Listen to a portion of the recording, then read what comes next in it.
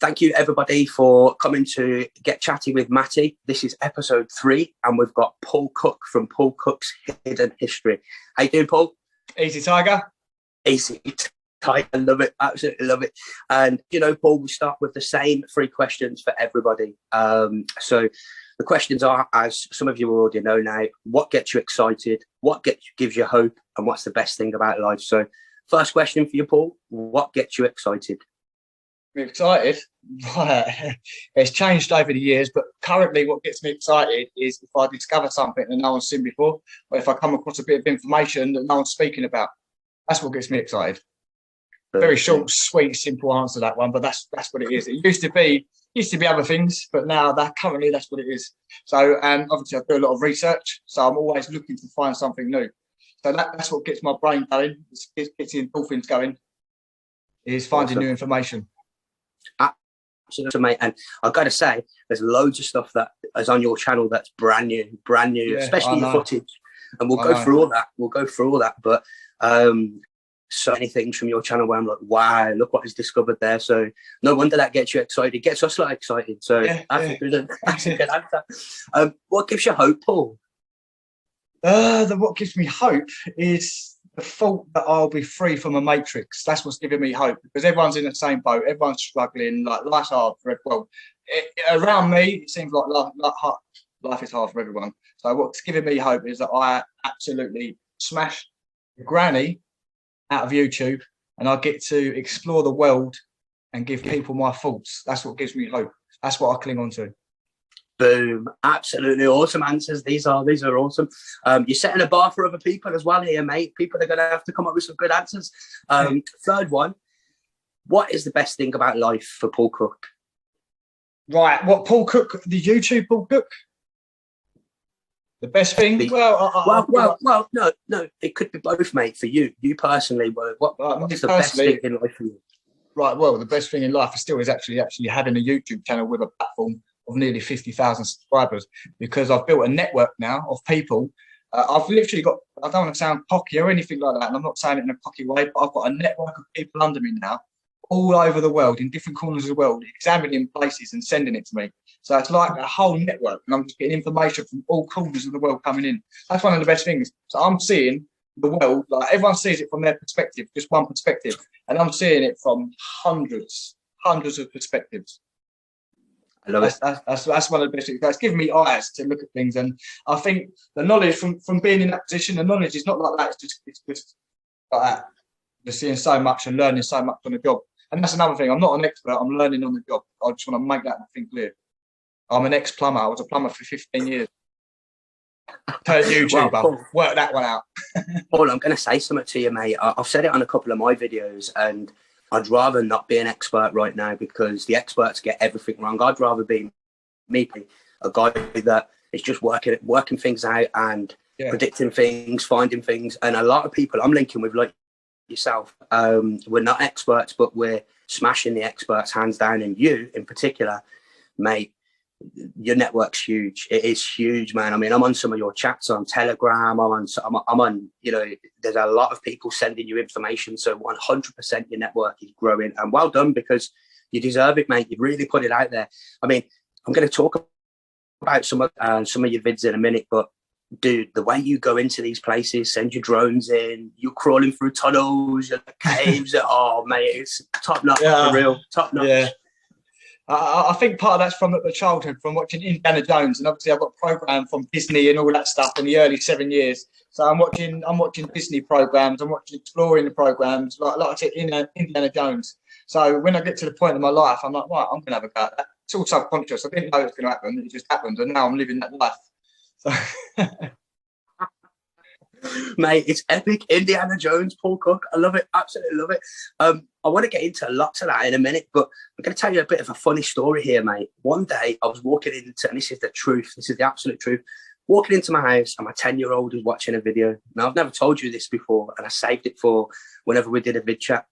Walking through, and he's like, Dad, have you ever seen this before? This is a flying machine. And I was like, that looks like a video I've watched here. So I've gone in, and it's one of your vids, mate. You know where I'm going with this? Right. No, really? I swear to God. And he's like this. And I'm like, I know that guy. I'm like, I share that guy's stuff. And my son's like, no, you're not. I'm like, for real, for real. And I was showing him, he watches your vids. He's 10 years old, mate. 10 years old. Up, man. What's his name? Like, his name, Matt. So give him a shout out. What's his name, Matt? Jonah. Jonah. Big up, Jonah. Thanks for watching, Jonah, yeah? Big up. Thanks for watching my videos, mate. Maximum respect and love from the heart, mate. Maximum respect. But I'm not joking. Like, it's not just one. I'll go in and I'm like, I've seen that vid. I'm like, that's Paul Cook's vid. Oh, God, he's going to be talking like a cockney, man. He's going to hear. Mate, they do. Him and my younger son, they do that. They do the cockney accent. I don't know whether they've got it from you, but they do it. Oh, mate, I'm sorry. Yeah. Do you know what? It's funny, though. Funny you say that, because I've got some mates from school. Like, I'm 37 now, so school for me was like 22 years ago. So, and I've got mates from school, and my mate was laying in bed with his wife the other night, and he told me this story the other day, and she was like, "Oh, for F's sake, Darren, I've listened to that geezer at school. I don't need to be listening to him at home 22 years later when I'm in bed with you." He's put a video. He's put one of my videos on while he's in bed with his wife. Oh, mate, that's brilliant. That's absolutely brilliant. But Paul, you are definitely growing. Your network's growing. Your videos as well. They're so varied. You seem to go through. I wouldn't like to call it a rabbit hole because it's more than that. But you dip down something, you're all over it. Bang, you're onto the next thing. Bang, you're onto the next thing, and they're just so varied. I mean, everyone is following your videos now. They're looking at the geopollen mix that you've been doing, the stuff you've been making yourself. But there's also some other vids that, you know, I'd like to raise up here. And the one of them that stands out to me, and in fact, there's loads. You've got the Bosnian pyramid. That was excellent. Was that with Craig Campbell? Yeah, Craig Campbell. I actually sold the rights to that video to a channel, Sky channel, a channel on Sky. Yeah. Wow, mate. Wow. So they're going to play that on Sky, but I don't know when they're going to play it. But yeah, sold it. Not for a lot of money at all, by the way. They're cheapskates. But they are cheapskates, man. They're real cheapskates. What they offered me was unbelievable. I can't remember the name of the channel now. It's something history, but it was on Sky. It's a program on Sky. I can't remember the name now, because when I made the video, they literally about 3 weeks after they contacted me and said, "Yeah, can we buy this video?" But yeah. Okay. But they said I could still play it on the YouTube. Yeah. Wow, mate. Is that an exclusive for this podcast, mate? Is that the first time anyone knows about that? Yeah, no one knows that. No one knows that at all. No one knows that. Exclusive on Get Chatty with Matty.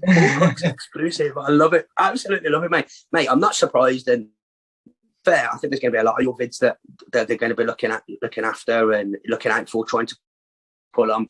Mate, they're epic. And you do it from a different angle, from my perspective anyway. I mean, you literally are boots on the ground. Yeah. You really are. And you mix it up with other vids as well. One of the other vids that I would discuss is the one you did about I think it was the 1666 plague. Do you remember that? Oh, mate, I can't. I know I've touched on it loads. So what in particular video? Was it the Great Reset of London when I was talking about all the things that happened? Yeah, all right, fair enough, yeah. Yes, that one. That was epic and timely. Oh, that was right in the middle of the pandemic with all the nonsense going on. Yeah, there's Paul Cook with hold on a minute, have this banger. This is what they did 300 years ago. And you're like, what? I know. It's mind-blowing, isn't it? It's literally, they've worked out a program to psychologically abuse humans and give them the worst life possible without anyone knowing. And then now they've got that to an art, they just repeat that every so often. I'd say like every 100 years, it's the same subliminal programming that gets played on people. So like we'd have experienced the same life as our great-great-grandparents 100 years ago. We'd have all gone through a world war. We'd have all gone through some sort of pandemic. We'd have all gone through like fuel crisis. You know what I mean? We all go through the same crap, just at different times. And I noticed the pattern. And it's not just that, but you notice patterns of pandemics. You notice patterns of wars. And when you look at it all laid down, you look at the dates, and you sit there and think, this can only all been planned. For you to sit there and go through all the years like that and go to all these different places, it must have been planned. It must have been. When you look at it all laid out, like it's just otherwise it'd be completely random and all over the place if it was a war, wouldn't it? But it's all laid out like perfect. We went here for a year, done this there, blew this up. And you think, come on, mate, it's a program here. No. That's what you've done, though. You've managed to And not just with that vid, with another vid I'm going to mention in a minute, which is to do with the wars as well. You've managed to make it, basically put the pieces together. That's how it looks to me.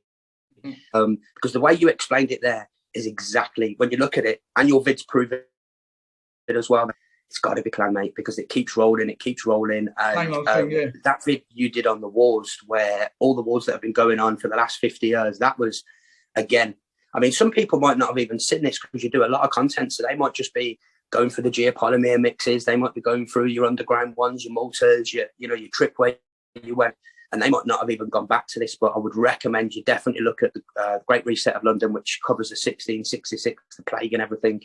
And the that's when they brought out. That's when they brought out us being legally dead, and that was the point of that, wasn't it? In 1666, so you had the CES KV, which is a contract which declares us dead at sea, meaning they have jurisdiction over us.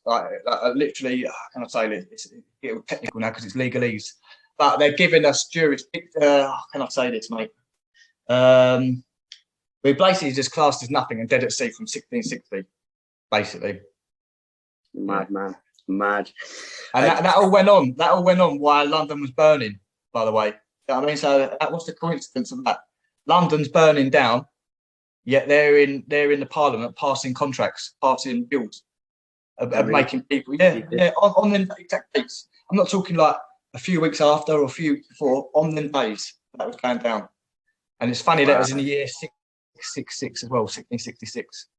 You know, as well, and I know you'll know this, around that time as well was when the first trusts were created, trust companies, and where they were buying land and taking over the land and everything. And a lot of it wasn't even done contract. It was done in a group, like say you, me, a few other people all got together and said, this is what we're going to do now. And they just bankrolled over everything. It was quite a strange time when you look back at the history that we've been given, but you've nailed that completely. You did with it wasn't the one after, but it was not long after with the wars, where you're highlighting every single war that's happened over the last 50 years. Yeah, it's just to reset places. That's all it is. Because there's another video that I've done pretty much straight after that, which was called The Destruction of. I can't remember what the name of the video was. I've done so many videos, but basically it was literally about the US Army going into all the places like in Iran and Iraq and places like that, and going in there firsthand and taking all the artifacts out of the museum and smashing the place up. No, and that's what it was. That's the one. They're going in places. You got army, US Army standing there with SDS drills on ancient statues, taking them apart, like gunning them out, going. And you think, flipping hell, mate. You know? And just from that image alone, that tells you exactly what's going on.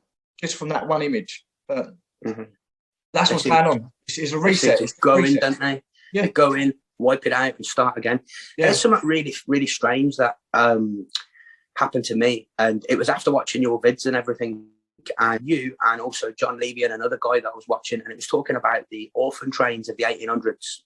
And my family, on my English side, I got English and I got Irish and Scottish side, and on my English side, my nan was telling me all the history, stuff like that, how long they go back. She knew her nan, and the strangest thing happened, Paul, when I went through her mum, her nan. She was telling me she was happy to talk about everything. And then I said to her, did you know your nan's mum? And the conversation changed, Paul. Like, she went cold. She said these exact words to me. She said, we were never allowed to talk about our nan's mums or dads. And I was like, that's a bit strange. It gave me a shiver, mate, at the time. I got a little one there. Because my nan was very open about everything. She's like a little, I don't know how you could describe her, like a female godfather of the family for so many years, controlling, manipulating. I mean, she's a great woman, but she's a little bit fly. Happy to talk about everything. Her mum, her nan.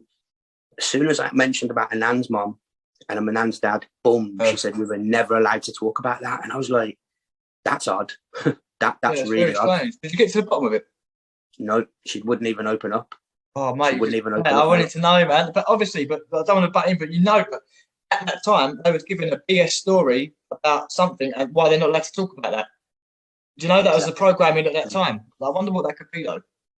Well, mate, it's stuck with them and scarred them and scared them not to talk about it.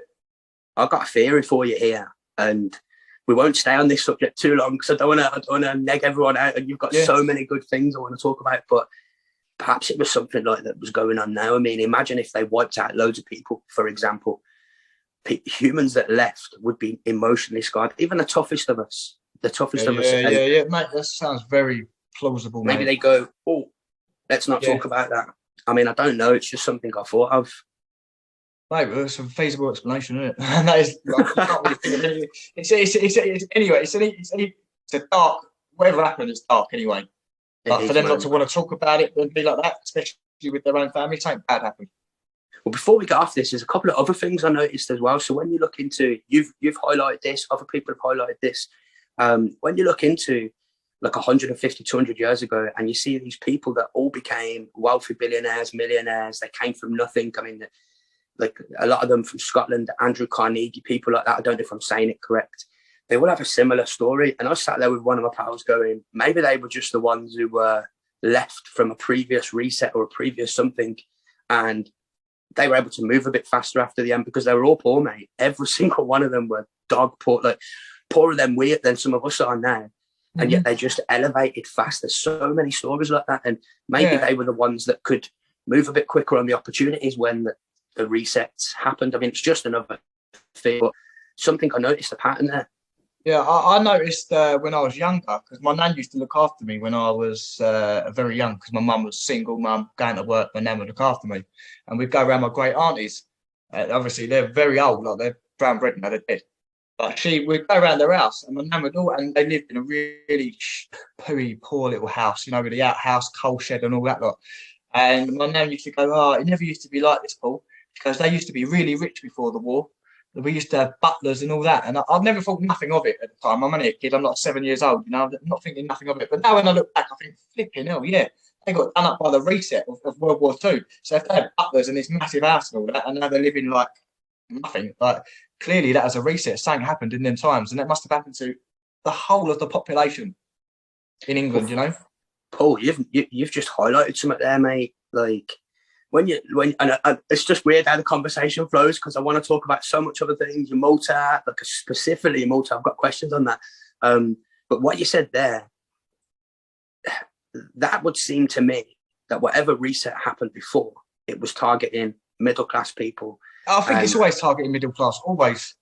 That's what's happening now, isn't it? Yeah, the lower class, it doesn't matter about them.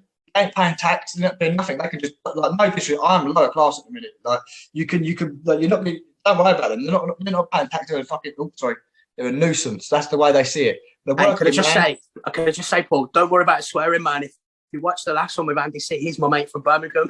Yeah, all right, sorry, man. Yeah, sometimes when I'm flowing, I swear and I think, I'm being recorded here. Yeah, sorry, mate. So where was I up to? What was I up to? You said we were talking about how it was concentrated on the middle class and the rich, and you were saying about the lower class. It's the same old story. The rich are always going to get rich. The middle class are going to get, you know, done up like that. You know, taxes and all this, whatever restrictions get put on them. And the lower class, it doesn't matter about them because they're just going to drop off and die anyway. That's the way I see these cats see it. So it's always the middleman, always the working man, the taxpayer that's getting done up. Always. So true, man. And not to tag this into the vaccines or anything, but when I look at that for who has taken the jab, it's the majority of middle class people, mate. Mm-hmm. It is frightening, isn't it? Frightening, that part. So I've always I don't like being in the middle. I don't like being in that category. So that's why I'm trying to make it here on YouTube. Or if not, I'm just going to poo off somewhere and just live a poor life on the beach somewhere. That's what I want to do. I'm not being a middleman in between going to work for 40, 50 hours a week to be poor. I'm not doing that. So I'm making this work. If this don't work, I will just go and live another life on the beach somewhere, drinking water and eating fruit somewhere, and that's it. I love it. You never know, mate. If we're onto something with how in the past resets, these what we call lower class people just escalated because they got a bit of savvy about them. We might end up all being one of them, mate. You never know, and we could probably do something better. That would be nice. Yeah. That would be nice. I've just got a feeling about YouTube. I think something good's gonna happen from it anyway. I just got a feeling in my heart and my head. I just know. Follow your intuition, man, because you're definitely onto something. You really are. Now let's get on to brighter subjects, not just the vaccine and stuff like that. Malta, mate. How long was you living in Malta for? Under 2 years. But I've been on holiday. Yeah, I've been on holiday there a few times before I went there, so I knew the area. Not knew the area. I knew Maltese life before I moved there. It's very different. It's a Mediterranean lifestyle. You know, it's very relaxed. It's not like England where you can get stuff done. Like if you want to get something done, it's not done in a day. It's 2 weeks or a month. You know, it's like that. It's, sounds like Spain. Yeah. It's just relaxed. It's just very relaxed. In England, I think we're like go, aren't we? We're just, you know, half 6 in the morning, go work. You know what I mean? It's constant, and it's not that life in Malta at all. It's very relaxed, and that's what I love about it. It's a place I always wanted to go to. Strange enough, was younger because some guy in my class did a presentation when he went on holiday. He was only 5, and it was Malta. And I think that got my brain sparked for warmer climates. And I ended up moving to Spain. I did for a good few years, and it's so different. The lifestyle, Mediterranean. I lived in Madrid, south of Spain, Marbella, Gibraltar. I just we lived a life, eh? Yeah, yes, it's better than England, isn't it, man? It's much better than England. Like, even if you just wake up and you've got hot weather and you go down the shop and get yourself a coffee and a bit of bread and that, man, just that. And you think, oh, wow, you're walking along, you've got T-shirt, shorts, glasses. Here, it's like raincoat, you're running from A to B, do you know what I mean? And you're standing under a bus shelter not to get wet. It's just a nightmare. I do miss it, mate. I do miss it. But I came back to the UK because my missus got pregnant and she wanted to bring up our kid up in Scotland. So that's why I live up in Scotland. But I do miss it. It took me about 3 years to adjust, where I was sad, and the daytime, and I was like, oh my God, I miss the sun. And it hurts inside, doesn't it, man? It does hurt inside. It does, it gets you, doesn't it? You're like, oh, yeah, you're like, oh, I miss that place. But to say that now, I am now settled where I am, but I do want to keep going abroad. So I'm looking forward to when they drop the unvaccinated travel and all that stuff, so we can just start getting about, man. I think there's a load of unvaccinated people that are just sitting there ready to get going. Malta's one of them places, mate. Malta is one of them places. You can go there and nothing now. You don't need nothing. You don't need proof that you're whatever the terminology is. I haven't been following it, but you don't need nothing. You don't need to get the letters. Nothing at all, mate. Oh, mate. Mm-hmm. I'm going to do a vid soon. I've just booked my holiday to Malta. Thanks, Paul. Mate, if I'm out there, come out there and we'll have a fucking... Oh, sorry, mate. We'll have a right old go, mate. Right old go. Well, this is the thing I wanted to ask you about Malta, mate. I'm so interested in this because that was one of the first vids I saw of yours. Was an early Malta one of yours. And then I've been following you for quite a while. And about a year ago, you were referring back to the Malta videos, and you were like, I know I always talk about Malta, but for me, man, it was solid evidence. I mean, you're going under these tunnels, you're going under these caverns, and Paul, these are everywhere in the world, mate. They're everywhere in the world. They're in England. Sam Fisher doing them in Ukraine. You've got you doing them in Malta. You've got another guy, Andy, who was on last. He's there following Malvern Hills. You're like, what the heck was going on with all these tunnel systems? Like there has to be, and I was going to comment on your last video, but I thought I'd save it because I knew we were going to speak. But either these were underground back then, and then there's a reason for them being underground. Like, what the heck was everyone doing underground? Or they were above ground. That's the only way I can see it. Right. I've come to a point in my head that I believe it wasn't underground at one point. Because when you look at all these places, you'll notice that, right, one thing I'll point out this now. There's a certain layer all over this world that I've noticed that has been inhabited or habitated by humans or whatever. And this layer is a limestone or sandstone layer, basically. And where you see this layer is where I've noticed you find ancient, very old, primitive living in this place. So in Malta, that's one of the places. And I noticed it first there. I was thinking, flipping hell, you've got all this limestone. And at the time, I didn't know it was geopolymer. I was calling it all rock cut. So I'm sitting there going, oh, you've got all these rock cut dwellings, blah, blah, blah. Leave Malta, go to England. I see exactly the same thing in Liverpool. And I'm thinking, huh? I'm in Liverpool, so I've seen this in Malta, exactly the same. This is not right. So I then do research, and I end up going around the world on Google Earth for weeks, and I find out that it's the same everywhere you go. No matter where you go, when you come to this limestone or this sandstone layer, you get this ancient, primitive dwellings inside of it. So you've got chambers, you've got water channels, you've got tunnels, you've got like living spaces. and you've got multiple levels under there. But I'm beginning to believe that that was a massive structure. And what we've done is we've built New World on top of that. Because what I've done with, where should we say, Nottingham, you can crystal clear see that you've got this sandstone layer, right? And it's geopolymer, and you can tell it's geopolymer. Just you don't even need to break the ingredients down. You can just look at the mix and how crude it is. You can just tell it's like a concrete looking mix, right? So here you have this layer. And what they've done is, I'm going to use Nottingham as an example. So you've got like 5 or 6 different tourist attractions in Nottingham. The whole thing's been buried, but you've got a little bit poking out here and there. And they've used the bits poking out as tourist attractions. But I know for a fact that the whole thing linked up underground. Do you get what I'm saying? But they've blocked it all off. Just like in Liverpool, the army, I don't know if you've heard of the Williamson tunnels. It's a network of tunnels in sandstone again. And it's full of chambers, all the same thing, exactly the same as Liverpool, exactly the same as Nottingham, and the same as Malta. One, you see with the Nottingham one with the sandstone in Nottingham, mate, that shocked me when you showed me that. It shocked me because I've been to Nottingham. Some of the places you were showing, I was like, I've been there. I've been there, and that's underneath. What? Yeah, and that's what I'm saying. I don't think it was underneath at one point, because if you look at these structures, you've got windows and doors there, so they wouldn't have been underground. So what they've done is they've built on top of it, and they've put a massive amount of concrete over the top of this. And when you're underneath going into Nottingham, you can actually see the infrastructure holding up the bloody city. You know, and it's all concrete. It's like a concrete jungle. And I'm in between underground, in between the concrete jungle above me and this geopolymer structure underneath. But we're calling it underground because we've built on top of it. And it's the same wherever we go. I'm going to Liverpool again, because what I've done in Nottingham, I painted the picture. I noticed that all these different places were scattered across the city, but really it's the whole flipping city that it's just been buried on top of, and little bits poke out. So I'm going to do the same with Liverpool this weekend. I'm going to Liverpool. I found 4 places that are all sandstone and that are all geopolymer and that are ancient.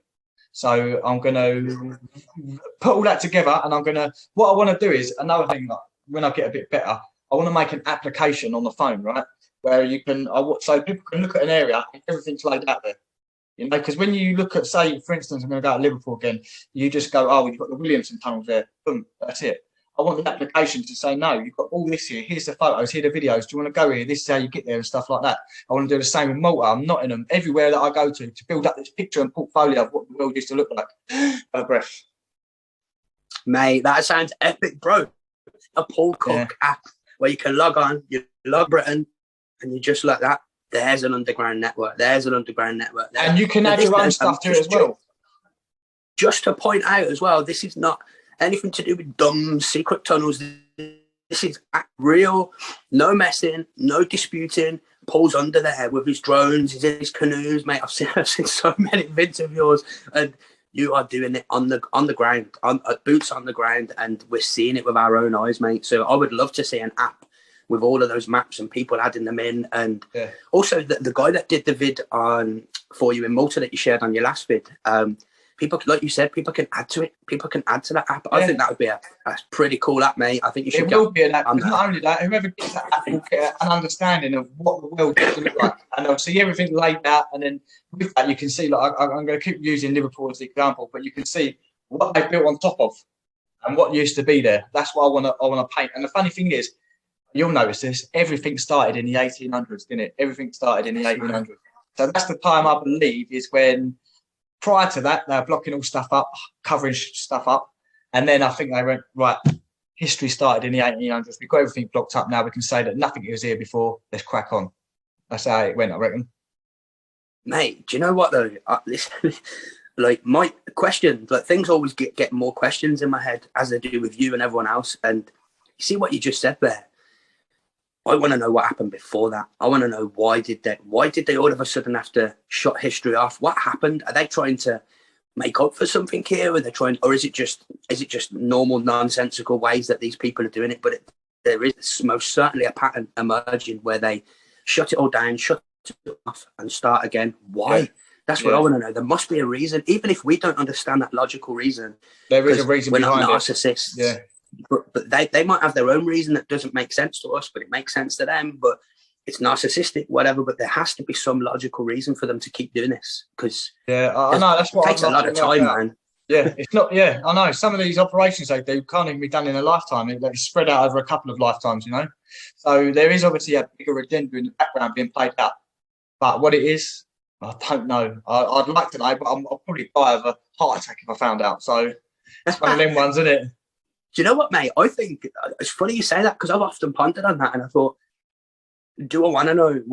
I do want to know, but what if it's so mad that you're like, oh. Yeah, I have thought that myself, man. So, but I think if we're going to find out, I think it's going to be through networks like this, through everyone chatting, through everyone discovering their little parts. Because you guys, like you specifically, you're all about discovery, undergrounds, things like that. Me personally, it's all about the financial markets. It's all about how they're scamming us here and there. And then there's other people that they know the areas, and I'm sitting here going, see all these little pieces that everyone's doing themselves and putting into it. Maybe that's how we discover what's going on, or maybe that's what they want to happen sometimes. I mean, I'll try and be devil's advocate and go, you know, is this what they wanted to happen? So there's a lot of ifs and buts, and my mind does punt to keep myself zen and chilled and everything, because I can't let my mind go off there. But no doubt in my mind, we're all still going, you're going, everyone's growing, and that can't be an accident. You know, when I've studied operations, CIA, all that kind of stuff, and there's no way they would not know. For example, there'll be millions of people not taking the vaccine, there'll be millions of people saying no, there'll be millions of people discovering stuff. If you lock everyone down, there'll be millions of people looking into stuff, there'll be millions of people watching your things, there'll be people like you growing, people like me growing, people, but they must have known that logically when they're doing any plan. That makes me sometimes question, all roads lead to Rome sometimes, and maybe it's like they know the answers because they've done it so many times. They know the psyche of the human race. They know what'll happen. That's what I think. I think they tweak it every time. They tweak it every time to suit them, just getting better and better every reset. But the resets ain't done overnight. Like, they're done over a period of time, so you wouldn't actually notice it happening. You know, it's not like, oh, it's a new world. Like, it's done over a long period. So, like, after a few years, then you'll notice the difference, which is like what's going on now. You know, 3 years ago, you wouldn't have thought the world would be what it is now. Yeah, but because it's done over a long period of time, and little bit by little bit, you've accepted it, and that's the world we live in. You haven't even noticed it has changed; like, you've just lived in it. But it's not when you take your head out the sand, you look up and you think, "Oh, flipping hell!" Like, it's all changed now. I'm getting fined for doing this. I can't do this. I'm not allowed to go there. I've got to wear a mask to do this. You know. So it is. You see, if you woke up from a coma, let's say if you went into a coma or something like that, and you woke up now, you would literally think you were still asleep. You would be like, "What? This is a dream, mate. This is the heck has gone on?" It's mad, but it's not horrible for everyone. I mean, I know we've all had to go through this. And Sam Fisher, he's a guy who's been on. He talked about this in one of his vids, where doesn't matter how tough you are, doesn't matter how awake you are. We've all been affected by in some way or shape, and we have. But there are people like us that have just said no, and I don't know, man. There's something in me that says they wanted that to happen. They're growing those kind of people. There must be a logical reason, whether we understand it or not, that they keep doing this. There must be. I mean, are they looking for somebody? Are they trying to grow stronger people, strong-willed people? Because that's where my brain's going with this. That it's a good point. You squeeze and the cream comes out, or you let the and I know it sounds odd, but to me, it looks like they're looking for strong-willed people to keep the. Yeah, well, they're weeding out the weak, aren't they? They're weeding out the weak. It seems like that's where it seems like the weak are going. Like, the fittest of the fittest shall survive, and it don't mean the fittest is in health. The fittest is in up here as well. Like, the ones that can think. You know. That's what I think.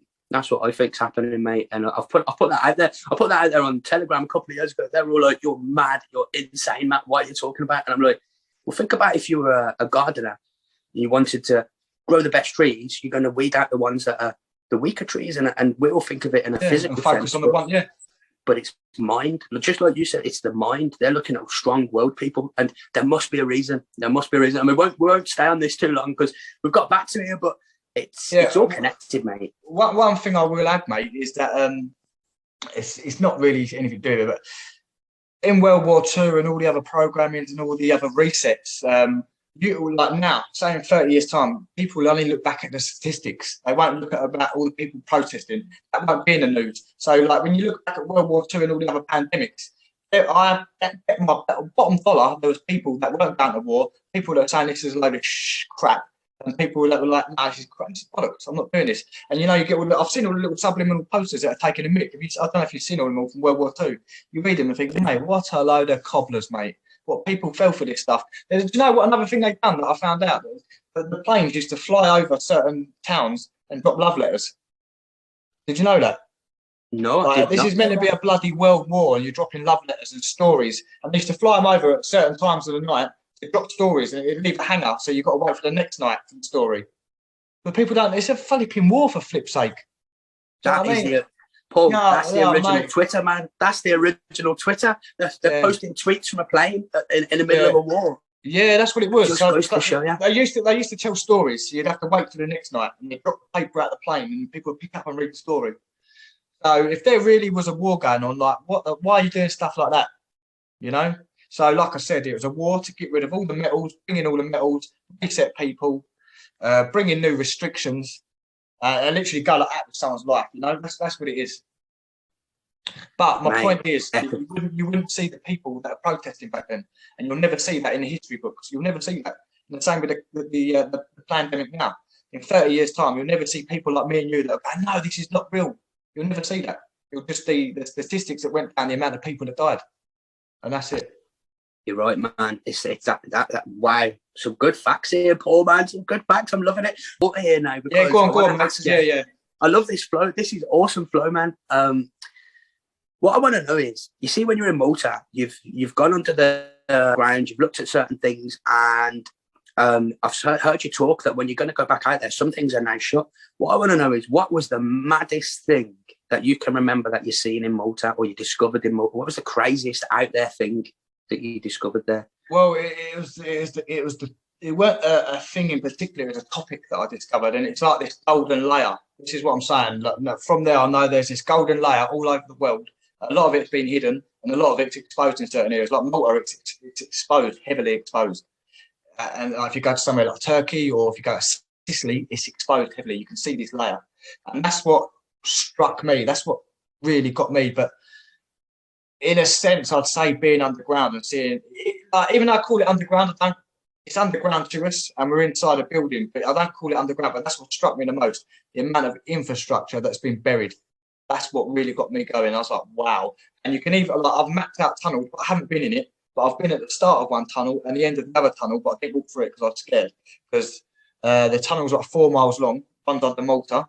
But the energy company that own all the energy in Malta, like any Malta, they own all the electricity.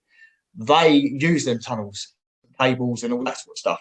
So I didn't want to go in there because obviously, me being a foreigner, you get caught doing something wrong out in Malta and you're foreign, you're knackered, basically. You know what I mean? They make an example of you.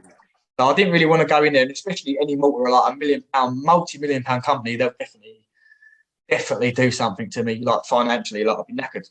So I had to leave that one alone. But yeah, it's the infrastructure underground, but it's not actually underground. It's now underground because we buried on top of it. That's what struck me the most. Right, some of the things that you've shown, you see when you show the grooves going through where they're putting service pipes or lines, why would they do that? Like, they're saying this is ancient buildings. Mm-hmm. So one thing has to be true here: either they are ancient buildings and they used to have electric and water and everything running through them. There is a couple of parts on the video. This is why I need to go back there, because the footage that I got before, I weren't looking for these stuff, but luckily it was there and I filmed it by mistake. But I'm not actually looking at these things particularly. I'm having to pause the camera when I'm panning around them and saying, look, this is here, blah, blah. So that's why I need to get back out there, because there's certain bits that I need to film. And going back to these services, I've noticed that there was two cables, right? There was two, I don't know how old these cables are, mate, yeah? But you can tell that the wall they're in has deteriorated about 10 centimetres. So you imagine how much a wall has to deteriorate that much, like, to go into, like, to that. So it's gone in so much it's exposed the cable. How old was that cable? Like, in there, like. And another thing is, it's actually behind. So what they did there was they chased the hole out, put a service in, and then they put these plates over it. So then you render over it. But what with this cable, it was behind the plates. So you think, well, if this was modern, that means the new service, the person that put this in would have to go behind the plates and feed it behind that, which is a load of crap. it wouldn't have happened. So it tells you that the cable is extreme. It's as old as that structure, basically. It's as old as that structure because the channel's chased out, you put the cable in there, and you've got the plate over it. So it was done when that was done. And another thing is the you can tell when the water service is because of the fault. It has to have a fault. So unless it was pumped water, like a pressurized system, it'd have to have a fall on it. So the pipes. So when you've got the angles going at like a 30-degree or a 20-degree angle, that tells you that's either wastewater or water coming from above to below, like gravity fed as they call it. So yeah. And I noticed this is the logic we need, because this stuff. You're an ex-plumber. It's almost like destiny that you were there, man. It's the strangest thing. And when you said you were going around filming stuff before, and I've seen some of your vids that you've filmed and in the past, and then you've gone back to them and sent them out as clips, and you've gone, look guys, I wasn't looking at this there, but I captured it. And mate, like, that's what I mean. That's what I need to go there, Matt. Yeah, it's phenomenal, man. It really is phenomenal. And another thing I need to expose is the amount of geopolymer there. It's like a massive 3D puzzle that's been put together, like one of the biggest puzzles you could ever see in your life. Put it this way, Valletta is like 1 mile long by like 0.6 miles by 1 mile. Like, it's like a square. Just imagine a square, like 1 mile by half a mile. That's the whole structure. And that goes 5 levels deep. You know what I mean? When you're standing in the middle of Valletta, you don't realise that you're about 180 feet above sea level, and you've got 5 levels below you. But people don't realise that, yeah. And it's all the geopolymer structure, and it's been poured in sections. So you can't pour the whole thing, right? Now I've been making my own geopolymers. I've learned, like, this is another thing. When you make your own stuff, you start learning all the little things. So I know that you can't pour something that big in one hit because it will take forever to set. So the way you do that is you do it in little sections. And if there's a problem, you can take that little section out and rectify it, no problem, without starting the whole thing again. So I'm talking of a massive, this structure is the size of a city, right? And it's 5 stories deep. So you can imagine that the planning, the materials, imagine sourcing the material for that. But one thing about geopolymer, it's local material. So it would have been, it's all limestone there. And Malta is actually a limestone rock poking out of the middle of the Mediterranean. So what they had done was chopped up all the limestone and dust, made it into dust, and then made the geopolymer and moulded it into the shapes to make the massive structures they got there. Wow, mate. And that's fact. That's absolutely fact. And you said it as well. Yeah, of course, mate. How would that, you see, if it wasn't done that way, how on earth would they have brought all of the stones, all of like, it's impossible to have done that. The machinery, you said that in one of your other videos, it would just be impossible to build.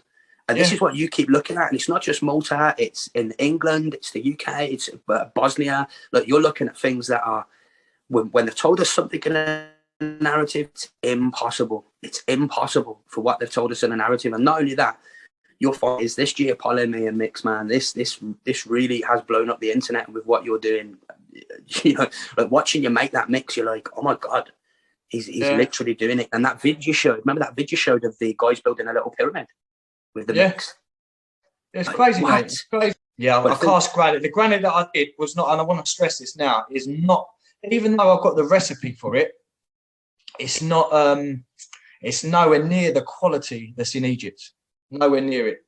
I've made this in my own gaff. Do you know what I mean? Out of materials, they've obviously sourced the best materials for that, and they've put it together perfectly. It's like, imagine getting a cake, right? You've got all the ingredients, but the way you put that cake together and the environment, as in the temperature of the oven, they all take into consideration. So if you don't get that right, well, the cake's not going to come out spot on. You know what I mean? And it has to come out spot on. Now I've got the recipe, but getting it spot on is very hard. The best one I've done is the one I made by mistake, and I got teased off of it in the end because I was like, oh, I've got all this and it's not really working out. And I was around my mate's house and I was just showing him the liquid glass. So I was like, pouring like the chemicals in and going, oh, look, it's glass, it's going to set to glass, we can smash it tomorrow, mate. Bang, turned out flipping amazing. But I didn't do no measurements. Now I've still got this stone, it's in the car at the minute, but I should have brought it up with me. It's rock solid, mate. It is phenomenal. But that's the only one that I've done by mistake. And it's turned out the best one. So the ones where I've done all the measurements with the calcium hydroxide and the sodium silicate, they're not really good. They come out like biscuits, basically. You can snap it and it sounds like a biscuit. But this one, you can grow the thing, you can do what you want to, and it's solid. Boom. Absolutely boom. Yeah, well, I'm voice noting someone all the information, and they're asking me the questions, and they're like transcribing it. I think that's the word. Is that the word, transcribing? I think is it like a ghost writer, a ghost author? Like they write it, you say it, and they write it. Yeah. That's what's going on. So that we're on the introduction at the minute. I'm just talking about myself and just that sort of crap. But we're doing it. I mean, it's going to be a series of books as well, because I'm not going to be stopping here, mate. Like after Malta, like once I've cleaned up in there in Malta, I'm going to Libya or Egypt or somewhere else. Places where people ain't going to. That's what I'm looking to do. And I'm looking to show the world what the world really looks like. Because if you look at places like Egypt and Lebanon and Iraq, they're the places that are getting smashed up heavy. Now, there's wars going on in these places now, and even terrorist attacks. They tell you not to go there. They put fear in you not to go there. But that's only because the amount of history that's there, it doesn't match up with what you've been fed at school and all that crap. So what they're doing now is they're doing their best to keep people away from them places. And I'm not having it, mate. I'm going to be down there. And when I'm in Malta, I'm only going to be 200 miles away from Libya. Stick that in the pipe and smoke it. I saw that on your last vid when you said, I'm going here and I'm only going to be 200 miles from here. I was like, yes. Yes, mate. Exactly. So when you live in England and you look at Libya and Egypt, it's a bit of a mission to get to. But when you're in a little island in the Mediterranean, you think, oh, that's not that bad. Like it's 2 hours on a plane to Egypt. I can get a boat to Libya. Do you know what I mean? Well, I wouldn't actually get a boat to Libya because I wouldn't cross the water. But I'd get a plane there, and it'd be like a 40-minute flight. So everything's close there. Everything is close there, man. I think, not to get too deep here, but my brain's a bit weird, man. I look for, I'm good at seeing patterns and things like that pop up, and I can't help but think. Now I know it's all done on purpose, but I can't help but think, mate, that this is done on purpose to create people like you, like me, like other people that are thinking outside the box. I mean, because if you push that adversity on humans, stronger people come out. And also, they'll know for a fact that it doesn't matter how tight you squeeze. If I squeeze my hand like this, I'm not going to capture all the air. Something's always going to escape. And that's like logic. And it doesn't matter even if you've got guns to people's heads. There's going to be a group of people that go, so what? Do it, mate. Shoot me. We don't care. And they know this, mate. They know this, surely. And school, life, the current situation we're going through now, I'm just positive that they would have known it would create people like us. It would create us stronger. And I know it's a byproduct of it, but I'm starting to think maybe it's not a byproduct. It's the actual deeper underlying reason. I mean, I don't know. I do get deep on these things, so I apologise for that. But I love hearing other people's perspective on stuff. I love it. I love learning and love hearing how, because it tells you, it makes you, it shows you how other people think. And when you know that, and you can see, you learn a lot from people like that. You learn a lot. But I'm the same, mate. I think it must be a design. Like you can't be like just done for no reason. Like why are we here? Why am I sitting here doing this? Why are you doing it? Like, why have they let us do it? That's another thing. Yes, man. Yes, man. It really, in my eyes, they should have shut me down a long time ago with the stuff I'm coming out with. But I'm sailing through. Like it's like they're letting me do it for some reason. Not why. It seems like they allow people from certain areas. They're like, yeah, he can have a go, or he can have a go. That's what it's like. Because I've seen so many videos and people on YouTube that are not getting anywhere. And you think, fuck, sorry, mate. And you think, bloody hell, that's really good information you've got here, but you've got nothing. You've got nothing. You've got no subscribers and you've got no views. And you think, why is that? Even though the video is flipping amazing. It's like they pick and select who they want. It is strange, isn't it? It is strange. It's very strange. Some people will. I think that's true. They do pick and select. But it's so weird to just take a step back a minute, because with old ways, they were picking and selecting all the mainstream and the celebrities and all the people. But it does seem to be like some are being elevated. But there's also some of us like yourself. I don't think you are being picked and selected. I think you've just battled through it. You've just persevered. You've just your determination. I mean, you might be being picked and selected, or you might be forcing your way in without any that's probably more feasible, to be honest with you. That's probably more like it. That's probably what it is, to be honest with you. But it's a bit strange that I haven't been taken down. Like it's very, because some of the you stuff have been censored. but you have Yeah, been yeah, yeah. censored. That's the thing. I've had loads of videos demonetized, loads. But it's Mate. true what you're saying there, man. You're I've seen some of your vids censored. I've seen some of your vids not even come up on my feed, and I've had to go and I'm like, I know he's done a vid because he's just posted it on his Telegram channel. So I'm having to search for Paul Cook for a while. Every time I put Paul Cook in, it would show me everything else but you. And I'm like, and it does that to other people I'm following now. So it's not like they're giving us a free reign. They're still trying to hold back. But I think we're just going. We will go forward no matter what. We're them kind of people. And somehow in my brain, I'm thinking that's what they want to come to the forefront. They're going to get rid. And I did a video ago or start of the year saying fakers will fade away. And I really mean it. I think a lot of these mainstream people are going to disappear, man. I really do. And there's going to be a platform for all us lot, because people, in my opinion, I would rather trust people like us who are down to earth, have lived life, made mistakes, and have gone out and have discovered things themselves than half of these people that are just scripted and they're just reading off what the paymasters want them to pay. One of the main things with me is honesty, mate. Like, I can't, like, after this is one of the things I have a big problem with. I don't know, I've got an idea why, but even my whole life I've had a real problem with lying. I can't stand it, mate. I can't stand it. I can't stand dishonesty either. I don't know why that is, but that's probably why I am the person I am on YouTube today. It's because of that. You know what I mean? I can't stand it. Even just I just can't stand it, man. I don't see what's the point in lying. Like, I can get really technical about it, but I sound a weirdo, but there's no point in lying. If you're telling me something, you tell me how it is. You don't need to make it up or dress it down. Do you know what I mean? Because if you do that, it's not true information. You know, I'm a weirdo. It's actually easier to tell the truth. It's actually easier to tell the truth. This is another thing. Like, I'm not the sort of guy that wants to keep checking myself. Did I say the right thing?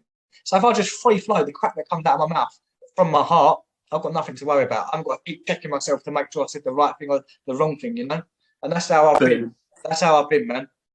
Well, that's the kind of people that I think are going to be, it's just a personal opinion, are going to be there, should we say, or be on the platforms. And well, it's not even a case of they'll be accepted on the platforms. It's the ones that people are going to zone into and tune into, because everybody wants that right now. We're living in a world of deceit, that like the corruption's always been there, the nonsense has always been there. You and I have been talking about it like since the 1800s, things like that. But now it's that stage where it's all coming to the forefront, and I can only imagine that people like us, especially you guys do the digging and that. I mean, I'm not as big as you guys, but I do a little bit, and I help network for people and stuff like that. But there's going to be a space for us, because people, not because they want us, the YouTubes and things like that, but because people want it, mate. People want to understand truth. They want to understand honesty. Man. Like we're humans. Like, if I ask you a question, Matthew, where did you come from? You're not going to know, are you? And I'm going to ask you another one. Where do you expect the human race to be in 50 years? You don't know. Like, and the reason you don't know that, or not you particularly, the reason no one knows that is because we've been lied about our history, and we're getting pushed into a direction we don't even know where it is. So how do you expect us to know anything about ourselves if we don't know where we're coming from or where we're going? And that's one of the other reasons why I like to try and work this out. But I wouldn't come up with an answer and just free flow crap. I'd have to like examine it, look at it, and literally pick it apart before I put it out there. So when I do come up with something, I say it's not just free flow bullshit. It's not. It's something I've examined, something I've gone through, and it's something that I've tried to critique myself before I do it. Even with the geopolymer stuff, when I put it out there, like I've known about that stuff a month before. It's just that I didn't want to put it out there. I wanted to make sure I've critiqued it and make sure everything's right with it before I put it out there.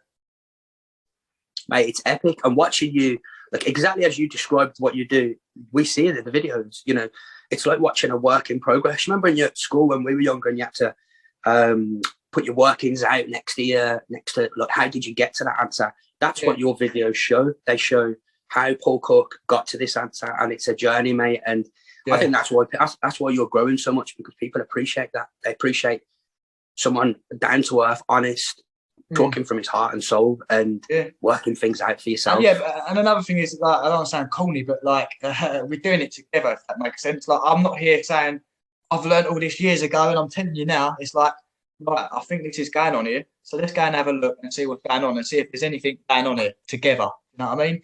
Like, it's a journey with people, it seems like, and that's the emotion I want people to feel. You know, like, we are doing it together. We're humans. We are doing this together.